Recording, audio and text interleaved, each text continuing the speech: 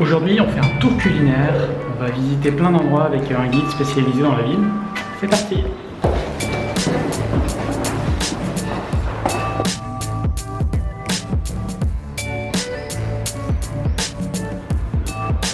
Voilà, on est arrivé, on va attendre le guide et puis on va y aller quoi, tout simplement. Donc on est sur la place un peu centrale de Séville avec cette structure en bois assez reconnaissable. Elle est unique dans le monde et ça divise assez la population apparemment de savoir si c'est beau ou si c'est pas beau, donc vous faites votre propre avis. Je voulais vous montrer un truc juste avant qui m'a étonné. Vous savez, à Paris il y a plein de restaurants qui font plein de trucs très différents et généralement c'est jamais un bon signe que le restaurant fait bien. J'ai connu des chefs par exemple, la pizzeria qui fait des sushis ou le sushi qui fait de la bouffe vietnamienne ou des trucs comme ça. Bah ici il y a un truc qu'ils ont inventé, ça s'appelle le bushi. Bushi, je vais vous laisser 3 secondes pour deviner. En fait ça veut dire burger sushi. Voilà, donc c'est un restaurant qui propose burger et sushi. Voilà, donc si vous avez un soir, vous voulez sortir, puis il y a des gens qui veulent des burgers et puis d'autres des sushis, ben voilà le restaurant idéal qui résout ce problème. Alors ce qui est intéressant, c'est de voir dans votre business, dans ce que vous proposez, si vous êtes le bushi de votre business.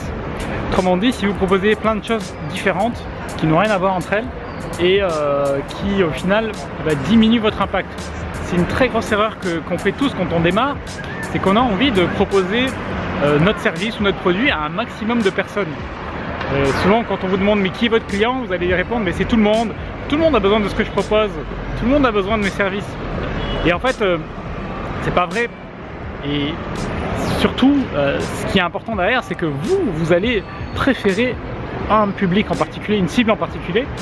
Et le problème quand vous êtes un bushi, c'est que vous allez parler de manière générale et donc ça va pas percuter pour les gens, ça va pas avoir un impact, ça va pas attirer l'attention d'une partie des gens.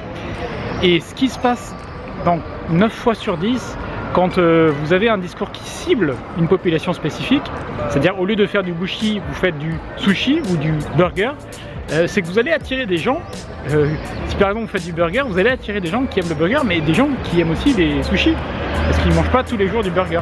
Donc ça va attirer une population toujours beaucoup plus large que ce que vous visez. Et c'est ça qui est intéressant. Mais le truc, c'est que comme vous visez une population vraiment précise avec votre message, ça va avoir un impact très fort sur cette population et donc vous allez sortir du lot automatiquement. Alors que si vous avez, comme je le disais, un message générique en disant moi je m'adresse à tout le monde, vous allez parler à personne. Donc voilà un truc extrêmement simple et je pense que le bushi, alors il n'a pas encore ouvert. Alors il a un bel emplacement ici parce que c'est très très touristique, mais voilà, ça va parler à personne. En tout cas, un amateur de bons burgers ne va jamais venir dans un truc comme ça. Un amateur de bons sushis ne va jamais venir dans un truc comme ça. Donc ils vont attirer en fait du tout venant et ça risque de pas trop fonctionner. Voilà, on verra dans la durée si ce truc là tient. Mais c'est vraiment un exemple sur lequel je suis tombé là en attendant mon tour. On a fait un premier arrêt avec un petit déjeuner traditionnel, donc c'est tostada, c'est-à-dire du pain grillé avec huile d'olive. Et là c'était pas la version avec la tomate, mais c'était juste une version avec du porc haché et cuit dans une sorte de bouillon, donc ça fait une sorte de pâté, c'était super bon. Donc voilà, un bon petit déjeuner très traditionnel. Donc le resto ici, apparemment ils disent depuis 75 ans et les propriétaires actuels c'est 25 ans qui font tourner le resto, ils y sont matin et soir.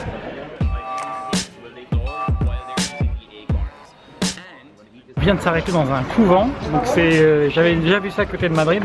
Là on peut voir les nonnes, mais il y a des couvents où on les voit pas du tout. Et on a pris des spécialités, ils font des pâtisseries. Donc voilà, donc les bonnes petites madeleines de la nonne, et des religieuses pardon, et c'est des empanadillas, des batatas, petits chaussons de patates douces, voilà, traduction. Donc voilà, je pense que ça va être assez délicieux. Et tout ça, voilà, coûté je crois 6 € pour les trucs artisanaux, donc c'est plutôt pas mal. Up and up and up and up all the time. Now nobody wants to dig back down again. Le guide vient nous expliquer que les piliers qu'on a vus là, il n'en reste que 3. En fait il y en avait 6 et il y en a 2 qu'on retrouve sur à l'Alameda de Hércules, sur laquelle j'ai fait une autre vidéo que vous avez peut-être vue, notamment où j'ai rencontré Frédéric la première fois. Et le 6e, ils l'ont cassé, ils l'ont déplacé et ils l'ont cassé, voilà. Donc il en reste plus que 5 en fait. Et ce sont des piliers qui datent de 200 avant Jésus-Christ. C'est apparemment le truc le plus ancien qui se trouve ici. Et ce qui est très marrant, c'est que vous pouvez aller sur la place d'Herculès et toucher ces piliers, hein, puisqu'ils sont dans la rue, tout simplement.